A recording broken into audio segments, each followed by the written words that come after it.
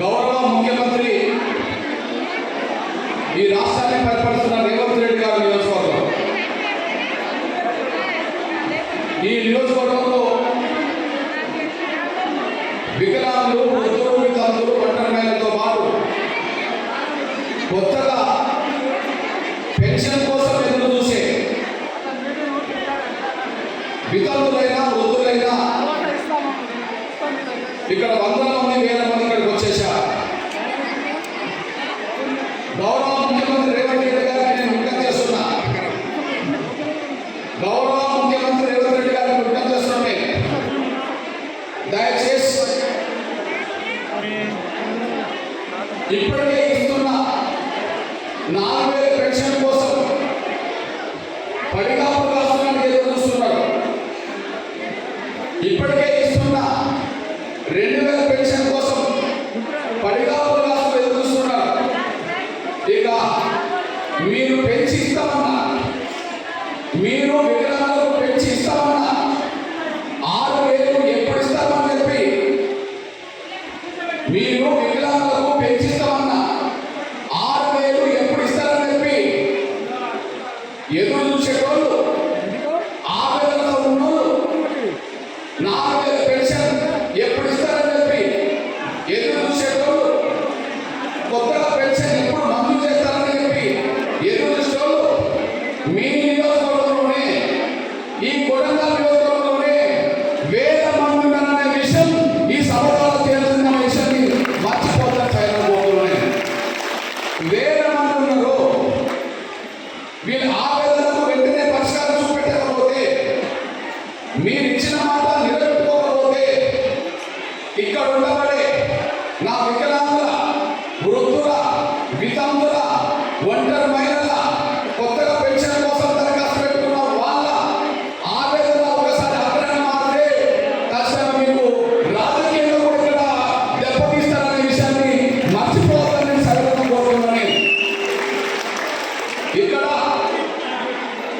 నా తమ్ముడు ఎంఆర్ఎస్ నుంచి ఆంధ్రప్రదేశ్ వచ్చి ఇక్కడ ప్రచారం చేశారు. ఆంధ్రప్రదేశ్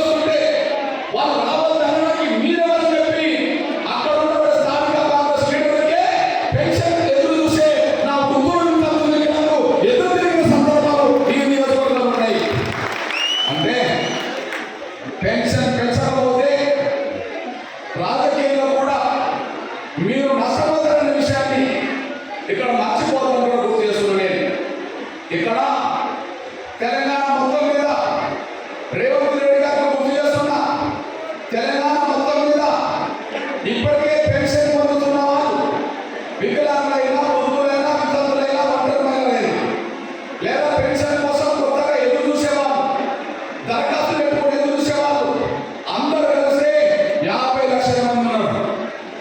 పెన్షన్ కోసం ఎదురు చూసేవాళ్ళు, కొత్తగా పెన్షన్ కోసం ఎదురు చూసేవాళ్ళు, పెన్షన్ కోసం ఎదురు చూసేవాళ్ళు, కొత్తగా పెన్షన్ రావాలని ఎదురు చూసేవాళ్ళు. ఈ రాష్ట్రంలో 50 లక్షల మంది ఉన్నారు. ఈ 50 లక్షల మంది అంటే నువ్వు అర్థం చేసుకోవాల్సిన విషయం ఏంటంటే మొన్న శాసనసభ ఎన్నికల్లో అధికార పక్షానికి ప్రతిపక్షానికి మధ్య ఓటు తేడా, అధికార పక్షానికి ప్రతిపక్షానికి మధ్య ఓటు తేడా కేవలం 2% మాత్రమే, కేవలం 2% మాత్రమే. ఒకవేళ ప్రతిపక్షానికి అంటే మీకు ఒక 5 లక్షల ఓట్లు ఎక్కువ వచ్చినాయి అనుకున్నా కాంగ్రెస్ కు, లేదా 10 లక్షల ఓట్లు ఎక్కువ వచ్చినాయి అనుకున్నా, అధికార పక్షానిపైన మీకు బీఆర్ఎస్ కంటే 10 లక్షల ఓట్లు ఎక్కువ వచ్చినాయి అనుకున్నా, ఇప్పుడు మీకు పెన్షన్ పెంచకపోతే మొత్తం మీద ఓట్లు 50 లక్షలు ఉన్నాయి. నీకు వ్యతిరేక పడితే విషయాన్ని మర్చిపోతాను సరే. నువ్వు బీఆర్ఎస్ తో పోల్చుకుంటే అధికంగా 10 లక్షలు కాంగ్రెస్ వచ్చినాయేమో, కానీ మొత్తానికి పెన్షన్ కోసం ఎదురు చూసేవాళ్ళు, కొత్తగా పెన్షన్ పెంచాలని ఎదురు చూసేవాళ్ళు, లేదా కొత్తగా పెన్షన్ రావాలని ఎదురు చూసేవాళ్ళు 50 లక్షల మంది ఉన్నారు. వాళ్ళే 50 లక్షల మంది కాదు, వాళ్ళ కుటుంబంలో ఓకాలు వేసుకుంటే 1 కోటి మంది అవుతారనే విషయం మనం మర్చిపోవద్దు. అందువల్ల ఇప్పుడు కనుక పెన్షన్ పెంచకపోతే మీ భవిష్యత్తు ఇక్కడ కొడంగల్లోనే కాదు, మీ భవిష్యత్తు ఇక్కడ కొడంగల్లోనే కాదు, తెలంగాణలోనే కాంగ్రెస్ అడ్రస్ లేకుండా చేయగలుగుతారనే విషయాన్ని మర్చిపోతాం సైనికోతున్నాడే. ఈ నేపథ్యంలో నా పాత్రికేయ మిత్రులారా దయచేసి ఇక్కడ ముఖ్యమంత్రి నియోజకవర్గంలో మీరు ఉన్నారు, ఇక్కడ మాట్లాడే ప్రతి మాట ముఖ్యమంత్రి నేత తెలిసే విధంగా ప్రయత్నం చేయండి, సమాజానికి తెలిసే విధంగా ప్రయత్నం చేయండి.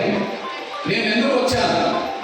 నా కోసం రాలే, నా వికలాంగ సమాజం కోసం వచ్చాను, నా వృద్ధుల కోసం వచ్చాను, నా వితంతుల కోసం వచ్చాను, కొత్తగా పెన్షన్ కోసం దరఖాస్తు పెట్టుకున్నా నా అక్క చెల్లెల కోసం వచ్చాను. నా కోసం రాలే, నేను వీళ్ళ కోసం వచ్చాను. ఇక్కడ మీ అన్నగా చెప్తున్నా, చాలా మంది ప్రచారం చేశారు, కృష్ణా వస్తున్నాడు, కేవలం రేవంత్ రెడ్డి గారికి వ్యతిరేక సభ పెడుతున్నాడు, కృష్ణా వస్తున్నాడు, కేవలం రేవంత్ రెడ్డి గారికి వ్యతిరేక సభ పెడుతున్నాడు అని చెప్పి కాంగ్రెస్ వాళ్ళు దుష్ప్రచారం చేశారు. రెండోది, ఈ రోజే చాలా గ్రామాల్లో ఇక్కడ మీటింగ్ రాకుండా కొత్తగా పెన్షన్ దరఖాస్తు పెట్టుకున్న వాళ్ళకు ఈ రోజే కొత్తగా పెన్షన్ ఇస్తున్నాం అన్నట్టుగా చాలా గ్రామాల్లో ఆపేప్రయత్నం చేశారు. ఒకటేమో నేను రేవంత్ రెడ్డి గారికి వ్యతిరేకంగా మాత్రమే మీటింగ్ పెడుతున్నాను చెప్పారు. రెండు, ఇక్కడికి పోవద్దు, కొత్తగా పెన్షన్ కోసం ఎదురు చూసే వాళ్ళకు ఇవాళ పెన్షన్ ఇస్తున్నారని చెప్పి చాలా గ్రామాల్లో దాచారు. నేను ఒక మాట చెప్తున్నా, నేను వ్యక్తిగతంగా నేను రేవంత్ రెడ్డి గారికి వ్యతిరేకంగా మాత్రం నాకు అవసరం ఏమున్నది? వ్యక్తిగతంగా నేను రేవంత్ రెడ్డి గారికి వ్యతిరేకంగా ఎందుకు మాత్రం నాకు అవసరం ఏమున్నది? అంతో ఇంతో ఎంఆర్ఎస్ ఉద్యోగం మొదలుపెట్టిన తర్వాత ఎస్సీ వర్గీకరణ కోసం జరిగిన పోరాటంలో సోదరులు రేవంత్ రెడ్డి గారు ఎంఆర్ఎస్ ఉద్యమానికి నైతికంగా మద్దతు ఇచ్చిన వాడే, ఎంఆర్ఎస్ ఉద్యమానికి మద్దతుతో పాటు క్రియాశీలంగా కొన్ని సందర్భాలు అంటున్న వాడే, ఇప్పుడు ఎస్సీ వర్గీకరణ చేసిన వాడే. నేను వ్యతిరేకంగా ఉండడానికి ఆధారం లేదు, కానీ తమ్ముడే ప్యాకెట్ అన్నాడు. నా మార్గంలో కొంత మేలు చేసినట్టుగా కనిపించినట్టుగా ఉన్నా నా వికలాంగులకు, వృద్ధులకు, వికలాంగులకు మోసం చేస్తే ఊరుకునే ప్రసక్తి లేదన్నప్పుడు కోసమే ఇక్కడికి వచ్చాను. ఎంఆర్ఎస్ ఉద్యమానికి మద్దతు ఇస్తే వికలాంగుల పెన్షన్ పెంచకుండా ఉంటే నేను మౌనంగా ఉండాలా? ఎంఆర్ఎస్ ఉద్యమానికి అండగున్నాడని చెప్తే నా వృద్ధులకు, వికలాంగులకు, ఒంటరి మహిళలకు పెన్షన్ పెంచకపోతే నేను మౌనంగా ఉండాలా?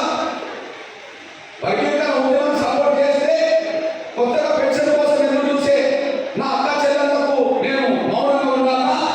అది కుదరదు. ఇక్కడ కూర్చున్న వాళ్ళు ఒక కులం కాదు, ఇక్కడికి వచ్చిన వాళ్ళు ఒక కులం కాదు, ఒక మతం కాదు. ఇక్కడ అన్ని కులాల వాళ్ళు, అన్ని మతాల వాళ్ళు ఉన్నారు. ఇక్కడ అన్ని కులాల వాళ్ళు, అన్ని మతాల వాళ్ళు ఉన్నారు. కాబట్టి నేను అన్ని కులాలు ఉండబడే పేదల కోసం నేను కొట్లాడక తప్పదు.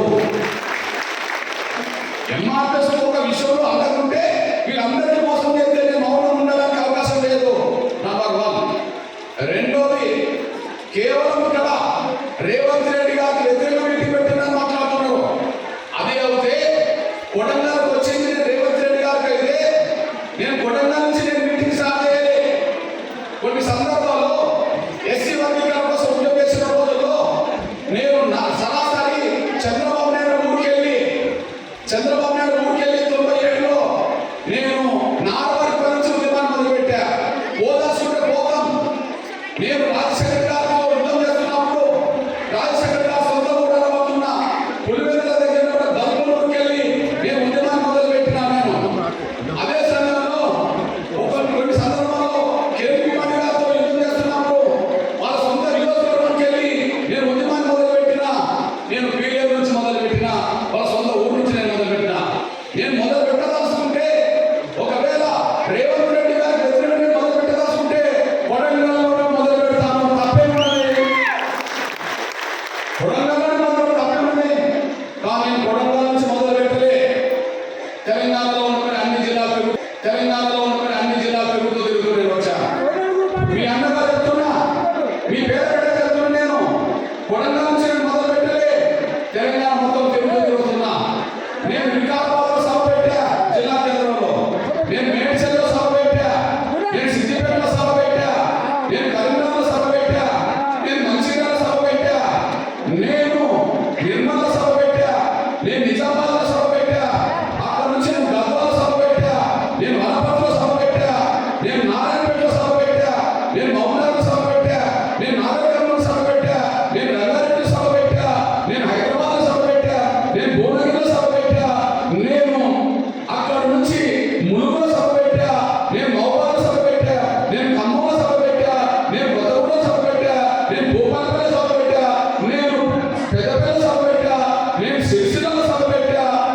అక్కడ నుంచి మళ్ళీ నేను వచ్చి ఈ 2-3 జిల్లాలు తిరుగుతూ మళ్ళీ నేను తిరిగి వస్తూ నిన్న నేను నల్గొండలో సభ పెట్టా, మిర్యాలగూడలో. నేను అక్కడ నుంచి నేను అలా సంగారెడ్డిలో సభ పెట్టా, నేను మెదక్లో సభ పెట్టా, నేను హుజూర్ నగర్లో ఉత్తమ్ కుమార్ నియోజకవర్గం సభ పెట్టా. ఆ సభ పెట్టి నేను ఇక్కడికి వచ్చా. రేపు ప్రతిపక్ష నాయకుడు నియోజకవర్గమైన గజ్వేల్ సభ పెట్టబోతున్నా. అంతా తిరుగుతున్నా. ఈ సభ అయిపోయిన వెంటనే నేను ఇప్పుడు చేవెళ్ళలో సభ పెట్టబోతున్నా. వికలాంగులు, వృద్ధులు, వితంతులు కేవలం ఇక్కడే లేరు, తెలంగాణ మొత్తం మీద ఉన్నారు. నేను తెలంగాణ మొత్తం తిరిగి ఇక్కడ సభ పెట్టాను నేను. కాబట్టి రేవంత్ రెడ్డి గారికి నేను వ్యక్తిగతంగా వ్యతిరేకం కాదు, కానీ వికలాంగ మోసం చేస్తే ఆయన వదిలిపెట్టేది కూడా లేదనేసి కూడా నేను మర్చిపోదు. నేను వ్యక్తిగతంగా వ్యతిరేకం కాదు, కానీ పెన్షన్ పెంచకపోతే ఆయన వదిలిపెట్టేది కూడా లేదు. ఈ రెండింటికి నేను కట్టుబడి ఉంటాననేసి కూడా మర్చిపోతాను ఆయన అనుకుంటున్నాను. మిత్రులారా, అయ్యా ప్లీజ్ పాత్రికేయుల మిత్రులారా, ఇదిగో రేవంత్ రెడ్డి గారు 2023 ఎన్నికల్లో ఇది కాంగ్రెస్ పార్టీ మేనిఫెస్టో. ఇది 2023 ఎన్నికల్లో కాంగ్రెస్ పార్టీ మేనిఫెస్టో. ఇందులో స్పష్టంగా ఉన్నది, వికలాంగులకు చేస్తున్న 4,000 పెన్షన్ 6,000 చేస్తున్నాము అని. ఇగో ఇందులో రెండోది ఉన్నది, వృద్ధులు, వితంతులు, ఒంటరి మహిళలకు, బీడి కార్మికులకు, నేత కార్మికులకు, గీత కార్మికులకు అందరూ కలిపి 2,000 పెన్షన్ ని 4,000 చేస్తామని చెప్పి ఇక్కడ హామీ ఉన్నది. ఇక్కడ ఈ హామీ ఒక కాంగ్రెసే కాదు, ఈ హామీ కాంగ్రెసే కాదు, కేసీఆర్ పార్టీ బీఆర్ఎస్ పార్టీ హామీలో కూడా 4,000 పెన్షన్ వికలాంగులకు 6,000 ఇస్తామన్నది. వృద్ధులు, వితంతులు, ఒంటరి మహిళలకు 4,000 పెన్షన్ ఇస్తామన్నది. అంటే బీఆర్ఎస్ అప్పుడు అధికార పక్షం, ఇప్పుడు ప్రతిపక్షం. కాంగ్రెస్ ఆనాడు ప్రతిపక్షం, ఈనాడు అధికార పక్షం. అంటే ఆనాడు ఈనాడు పార్టీలు ప్రభుత్వాలు మారవచ్చు, కానీ వాళ్ళిద్దరు మేనిఫెస్టో ఇక్కడ ఉన్నది. ఇప్పుడు నేను చెప్పదలుచుకునేది ఏంటంటే, అధికారంకి వచ్చింది రేవంత్ రెడ్డి గారు. ఇప్పుడు డిసెంబర్లో అధికారంకి వచ్చాడు 2023. ఇప్పటికి ఎన్ని నెలలు అవుతుంది? 20 నెలలు అవుతుంది. 20 నెలలు గడిచినా వికలాంగ పెన్షన్ 6,000 ఎందుకు ఇవ్వలేదు? 20 నెలలు గడిచినా వృద్ధులు, వితంతులు, ఒంటరి మహిళలకు, ఇతర పెన్షన్దారులకు ఎందుకు 4,000 ఇవ్వలేదు? దానికి కారణం ఏంది? ఒకసారి మనం అర్థం చేసుకోవాల్సిన అవసరం ఉన్నది. ఇక్కడ మీ అన్నగా చెప్తున్నా, మీ బిడ్డగా చెప్తున్నా, ఈ ఎన్నికల తర్వాత రేవంత్ రెడ్డి గారి ఎన్నికల తర్వాత ఆంధ్రప్రదేశ్లో ఎన్నికలు జరిగాయి.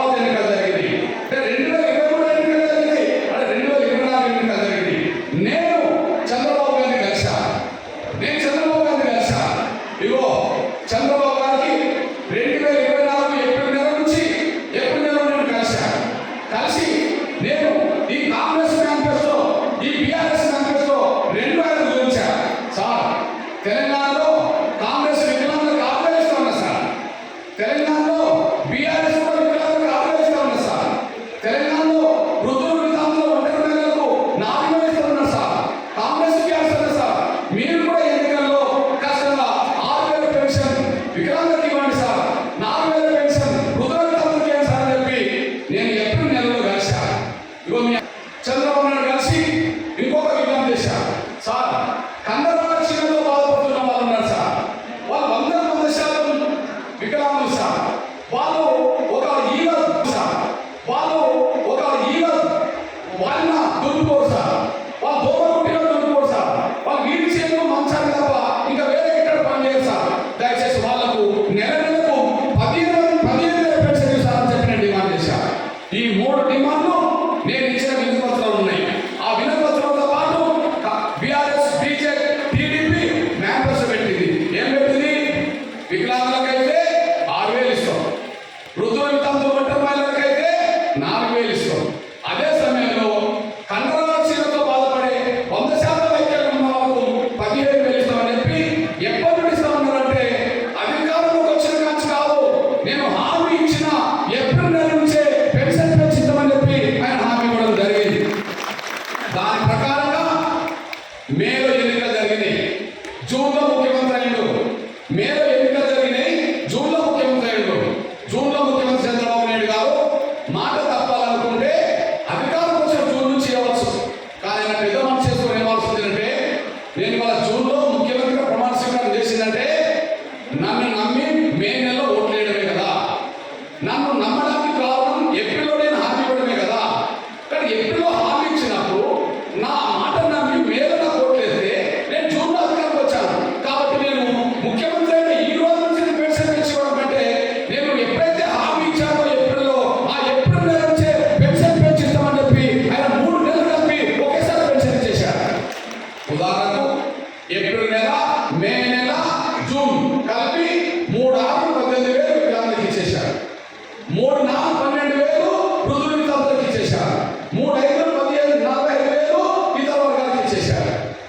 చంద్రబాబు నాయుడు గారు హామీ ఇచ్చిన రోజు నుంచి చంద్రబాబు నాయుడు గారు హామీ ఇచ్చిన రోజు నుంచి పెన్షన్ అమలు చేస్తే ఈయన అధికారం వచ్చి 20 నెలలు గడిచిన కూడా పెన్షన్ పెంచకపోవడం అనేది ఇది మోసం గడిచిపోయింది. మర్చిపోతాను 20 నెలలు గడిచిపోయింది.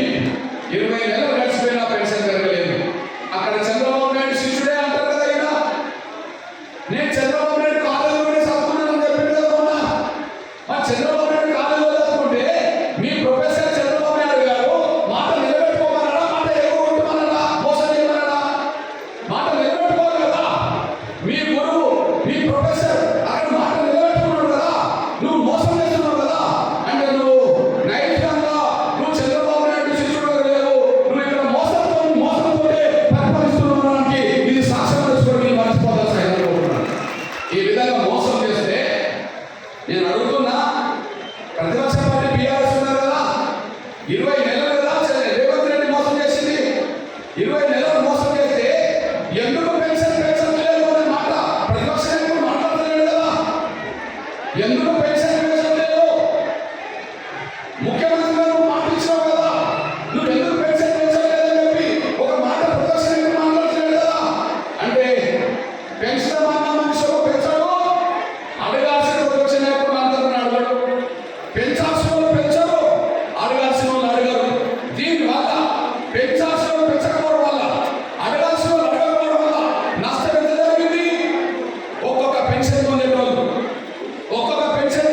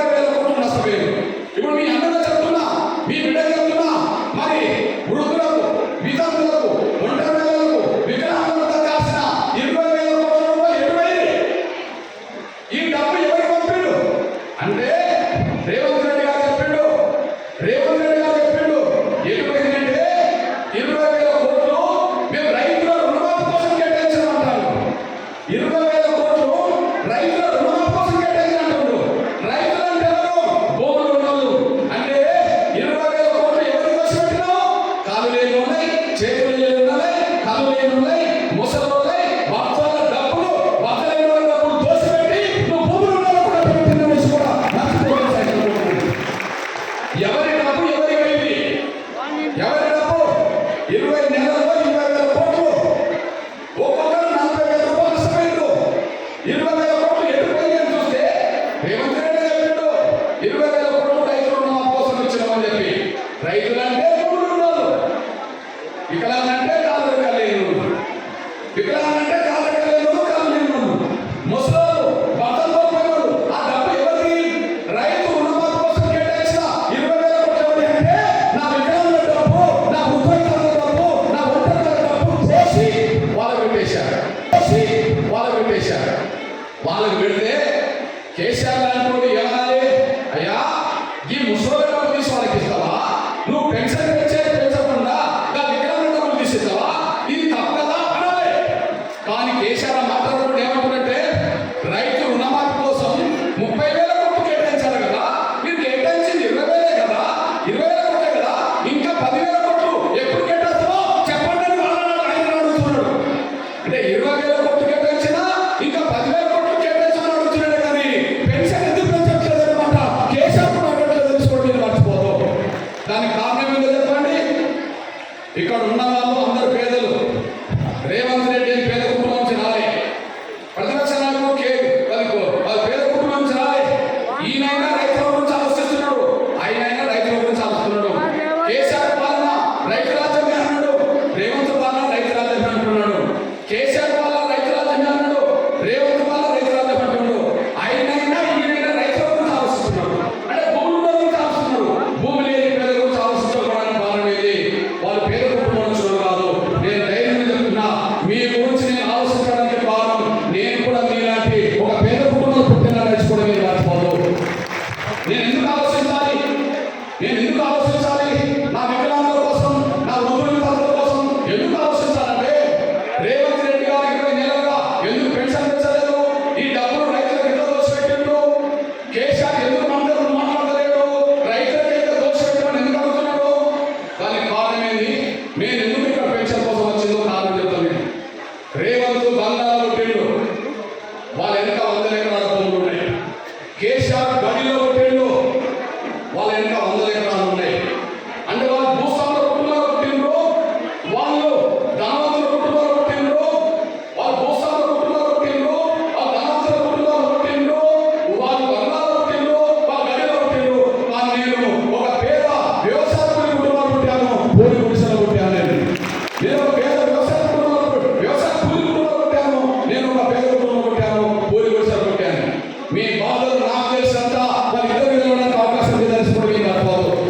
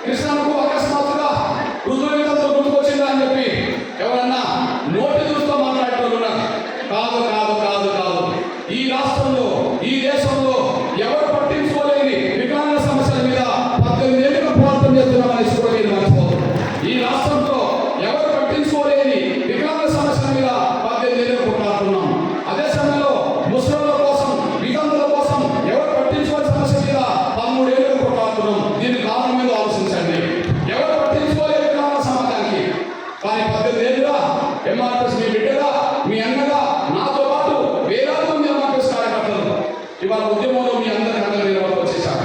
నేను 2 సాక్ష్యాలు చెప్తాను. ఇప్పుడు నేను వికలాంగుల గురించి మాట్లాడుతున్నంటే ఈ రోజు మాట్లాడండి కాదు, వృద్ధుల వికలాంగుల గురించి నేను మాట్లాడుతున్నంటే ఈ రోజు మాట్లాడింది కాదు. నేను 2 సార్లు చెప్తాను. ఒకరోజు 2007లో విశాఖపట్నంలో ఒక మీటింగ్ పెడుతున్నప్పుడు ఒక 10 మంది వికలాంగుల తమ్ముడు, నడవలేని తమ్ముడు, చూడలేని తమ్ముడు కుంటుకుంటూ నా దగ్గరకు వచ్చేసారు. అన్నా, మా తల్లిదండ్రులకు మేము బాధ అయిపోతున్నామన్నా, మా తల్లిదండ్రులు మమ్మల్ని శిరస్సుతున్నారన్నా, మా అన్నదమ్ములు మమ్మల్ని పట్టించుకోవట్లేదన్నా, దయచేసి మా పెన్షన్ పెరిగేటట్టు దూరం ఉన్నారు. అప్పుడు రాజశేఖర్ గారు ముఖ్యమంత్రి, ఎంత పెరగాలి అని అన్నా నేను, ఒక 1500 పెరిగేటట్టు దూరం అన్నారు. అప్పుడు పెన్షన్ ఎంత ఇస్తున్నానన్నా, అప్పుడు 200 ఇస్తున్నారు.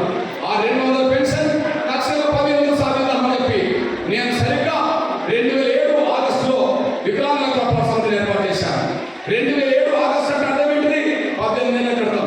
18 ఏళ్ల క్రితం ఏర్పాటు చేసి నా వికలాంగుల పెన్షన్ 200 నుంచి 1500 పెంచాలని చెప్పి హైదరాబాద్లో నవంబర్ 2007లో లక్షల మందితో పేదల సభ పెట్టాము. ఈ సభ ఇప్పటిది కాదు. నేను వికలాంగుల గురించి మాట్లాడుతున్నానంటే ఈ రోజు నుంచి మాట్లాడుతుంది కాదు. 200 రూపాయల పెన్షన్ రోజు నుంచి వికలాంగుల పెన్షన్ పెరగాలని చెప్పి కొట్లాడే రోజు మేము. ఆ రోజు 200 పెన్షన్ కోసం లక్షల మంది హైదరాబాద్ వస్తే హైదరాబాద్ నన్ను వదలకుండా రోడ్లను దిగ్బంధం చేసి పడేశారు. దాని ఫలితం వల్ల రాజశేఖర్ గారు 500 రూపాయలు ఒప్పుకున్నాడు. 500 రూపాయలు ఒప్పుకున్న కాడ ఆయన ఇచ్చిన మాట నిలబెట్టుకోకపోతే నాతో పాటు చాలా మంది వికలాంగులు 5 రోజుల పాటు అమ్మాదీక్ష చేశారు. ఆ అమ్మాదీక్ష ఫలితం వల్ల మల్లు రవిని చర్చలు పంపి 500 రూపాయలు నెల నుంచి అమలు చేయడం మొదలుపెట్టేశారు. ఇది ఇప్పటి కాదు, 2007 సంగతి నేను చెప్తున్నాను. అంటే 2007 నుంచే నా వికలాంగుల పెన్షన్ పెరగాలని చెప్పి పోరాటం మొదలైంది. 200 పెన్షన్ 500 తీసుకొచ్చాను. 500 పెన్షన్ మళ్ళీ 1500 కావాలని చెప్పి మళ్ళా ఉద్యమం చేశాను. 500 పెన్షన్ మళ్ళీ 1500 కావాలని చెప్పి మళ్ళా ఉద్యమం చేశాను. ఆ ఉద్యమానికి సంబంధించిన విషయంలో మళ్ళీ చంద్రబాబు ఏం చేశారు? కేసీఆర్ రమ్మంటే ఈ ప్లాన్ పంపాడు. బీజేపీ వాళ్ళు వచ్చారు. అందరూ వచ్చిన ఫలితం వల్ల అందరికీ 1500 ఫలితం చెప్పి ఒప్పుకున్నారు. ఆ ఒప్పుకున్న ఫలితమే కేసీఆర్ ఇక్కడ 1500 ఇచ్చాడు. వాళ్ళు చంద్రబాబు నాయుడు 1500 ఇచ్చేశాడు. అంటే 200 పెన్షన్ 1500 సాధించాం. ఆ 1500 పెన్షన్ 3000 కావాలని కొట్లాడినాం. మళ్ళా 3000 పెన్షన్ వచ్చేసింది. ఇక్కడ అక్కడ వచ్చేసింది 3000 పెన్షన్ 6000 కావాలని చెప్పి కొట్లాడితే కేసీఆర్ 1000 పెంచి 4000 కూడా మొదలు పెట్టేశారు. కానీ 4000 పెన్షన్ కాదు, 6000 కావాలని కొట్లాడితే ఇక్కడ కాంగ్రెస్ 6000 పెన్షన్ ఎంత ఉన్నది, బీఆర్ఎస్ 6000 పెన్షన్ ఎంత ఉన్నది, ఇక్కడ ఇంకా ఇవ్వలేదు. కాబట్టి ఎందుకు ఇవ్వట్లేదని అడగడం కోసం ముందుకు వచ్చేసారు. అంటే మీ ఎన్నో చెప్తున్నా, ఒక 200 పెన్షన్ రోజు నుంచి ఒక 6000 కార్యక్రమం రాబోతున్నామంటే ఒక ఎంఆర్ఎస్ మాత్రమే నా వికలాంగ సమాజం కోసం కొట్లాడింది. ఎంఆర్ఎస్ అంటే మాది కుల సంఘమే కావచ్చు, కానీ వేదిక మీద ఉన్న వికలాంగులందరూ కులం కాదు కదా. వేదిక ముందున్న వికలాంగులందరూ కులం కాదు కదా. అన్ని కులాల్లో అన్ని మతాల్లో వికలాంగులు ఉన్నారు కదా. అంటే నేను మాదిగ బిడ్డనే కావచ్చు, కానీ నాకు కులంతో సంబంధం లేదు, మతంతో సంబంధం లేదు, నాకు మానవత్వం ముఖ్యం, వికలాంగులను ఆదుకోవడం ముఖ్యమైన పద్ధతుల్ని ఈ పోరాటం జరిగింది. అంటే 200 రోజుల నుంచి 500 దాకా కొట్లాడి సాధించాము. 500 పెన్షన్ని 1500 సాధించాము. 1500 పెన్షన్ని 3016 సాధించాము. 3016 పెన్షన్ని 4016 సాధించాము. 4016 పెన్షన్ని 6000 కావాలని డిమాండ్ చేసి ఉద్యమం చేస్తుంటే కాంగ్రెస్ 6000 ఒప్పుకున్నది, బీఆర్ఎస్ 6000 ఒప్పుకున్నది. ఇక్కడ మీరు గమనించాలి, కాంగ్రెస్ 6000 ఎందుకు ఒప్పుకున్నది? 7000 వస్తుందా లేదా 5000 వస్తుందా? బీఆర్ఎస్ 6000 ఎందుకు అన్నది? 7500 వచ్చు కదా. కానీ ఎంఆర్ఎస్ ఏ డిమాండ్ అయితే పెడుతుందో అక్కడనే పార్టీలో ఒప్పుకుంటుందని కూడా మీకు మర్చిపోతే సరైన. ఇప్పుడు వాళ్ళ సంగతి ఆ విధంగా ఉన్నది. పెంచుదామని పెంచడం అడగడం కోసం నేను వచ్చాను. కొత్తగా అడిగింది కాదు కదా. 200 ఉన్నప్పుడే 1500 అడిగి ఉన్నాయి కదా. 500 వచ్చింది కదా, 1500 వచ్చింది కదా, వాళ్ళు 3000 సాధించాం కదా, 4000 సాధించాం కదా, 6000 కోసం కొట్లాడుతున్న నిజమే కదా. ఇప్పుడు ఏమని అడుగుతున్నావు? నువ్వు ఇస్తాననే కదా అడుగుతున్నావు. ఇక పోతే ఇక్కడ నా ముసలిలో ఉన్నారు, బ్రదర్. నా ముసలిల బాధ వర్ణనాతీతం. నేను నా ముసలిల కోసం కులం కాదు నాకు ముఖ్యం, మతం కాదు నాకు ముఖ్యం. నేను 13 ఏళ్ళ నుంచి ఈ రోజు విషయం కూడా ముసలి గురించి మాట్లాడుతున్నాను. 13 ఏళ్ళ నుంచి ఈ రోజు కూడా మాట్లాడతాను. ఒక సాక్ష్యం చెప్పండి. నేను ముసలి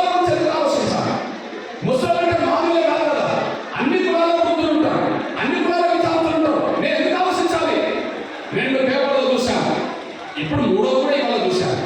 2 పేపర్లు చూశాను, ఇవాళ మూడో కూడా చూశాను. ఏం పేపర్లు చూశాను? బాధ. ఏం పేపర్లు చూశాను? బాధ.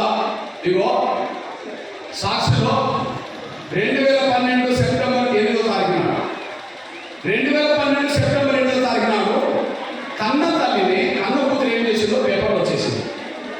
ఈమె పేరు ధనలక్ష్మి అనే ఆమె వరంగల్ జిల్లా మహబూబాబాద్లో ఉంటుంది. అప్పుడు 80 సంవత్సరాల బీసీ తల్లి ధనలక్ష్మి అనే ఆమె తల్లి. భర్త చనిపోయిండు, మగపిల్లలు లేరు. ఒకనొక ఆడపిల్ల ఉంటే ఆడపిల్ల దగ్గర నుంచి ఉంటుంది. కానీ ఆ తల్లిని చూసి బిడ్డ ఏమనుకున్నదంటే ఈమె బతికినంత కాలం నేను సాధాల్సి వస్తుంది, ఈమె మంచాన్ని పడితే నేను ఖర్చు పెట్టాల్సి వస్తుంది, ఈమె సత్యాన్ని బాధను నేను ఖర్చు పెట్టాల్సి వస్తుంది. ఇవన్నీ నాకు ఎందుకంటే చెప్పి కన్న తల్లిని చూడకుండా ఇంట్లో నుండి తీసుకెళ్ళి నర్సంపేట 70 కిలోమీటర్లు ఉంటే ఆ 70 కిలోమీటర్లు ఉన్న నర్సంపేట బస్ స్టాండ్లో కన్న తల్లిని వదిలేసి వెళ్ళిపోయింది. కన్న కూతురే. ఇది ఇప్పటి ఫోటో కాదు, ఇది ఇప్పటి ఫోటో కాదు. ఇలా ఏమొచ్చింది? ఇలా ఏమొచ్చింది? భారమైన పేరు బంధం, కన్న తల్లిని బస్ స్టాండ్లో వదిలేసిన కూతురని పేపర్లో చూశాను. భారమైన పేరు బంధం, కన్న తల్లిని బస్ స్టాండ్లో వదిలేసిన కూతురు అని చెప్పి పేపర్ చూశాను.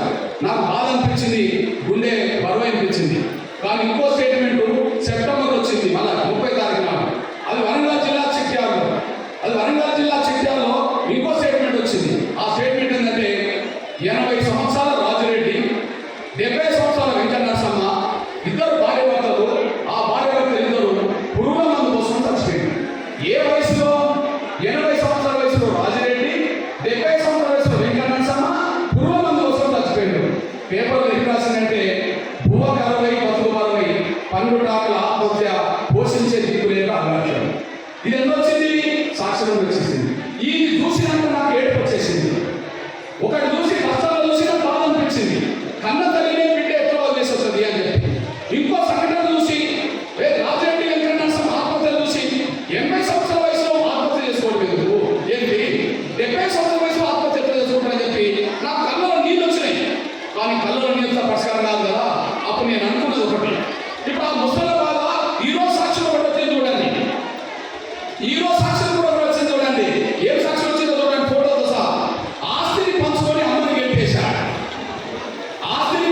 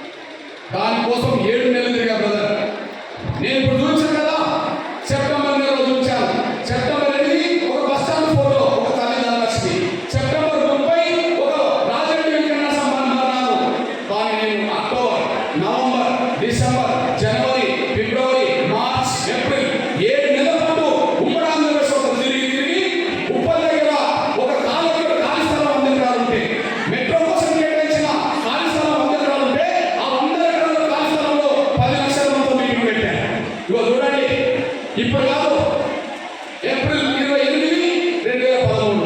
ఇప్పటికి ఎన్ని ఏళ్ళు? 12 ఏళ్ళు దాటింది. 12 ఏళ్ళు దాటింది. సమస్య నాకు వచ్చినప్పుడు 13 ఏళ్ళ క్రితం నా దగ్గరకు వచ్చేసింది. ఇదిగో 10 లక్షల మంది మీటింగ్ పెట్టా. ఇప్పుడు ఇక్కడికి వచ్చింది ఎంతమంది?